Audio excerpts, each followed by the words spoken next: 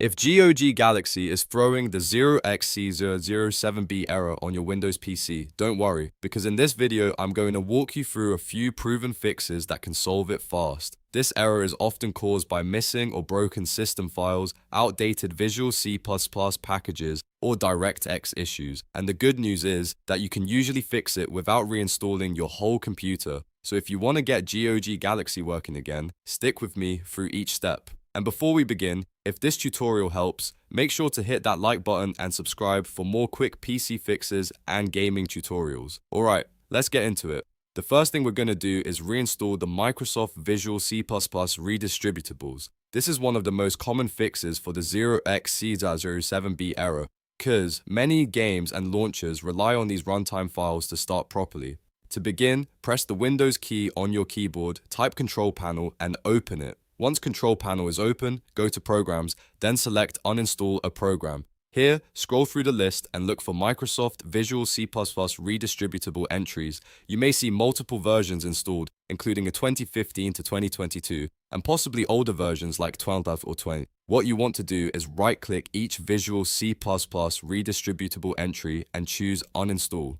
After removing them, open your browser and go to the official Microsoft Visual C++ downloads page. Download both versions of the redistributable installer, the VC C Redistributables.exe file and the VC Redistributables.x86.exe file. Even if you're using a 64-bit version of Windows, you should install both because different apps and components may depend on either one. Once both files are downloaded, run the x64 installer first, complete the installation, and then run the x86 installer as well. After both are installed, restart your PC so the changes can fully apply. If GOG Galaxy still shows the error after that, the next step is to repair or update DirectX.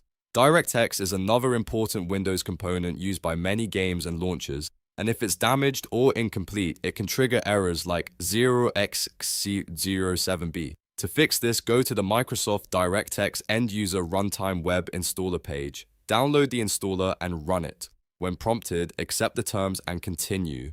If you see any optional offers, such as extra toolbars or browser add-ons, make sure you uncheck them before proceeding.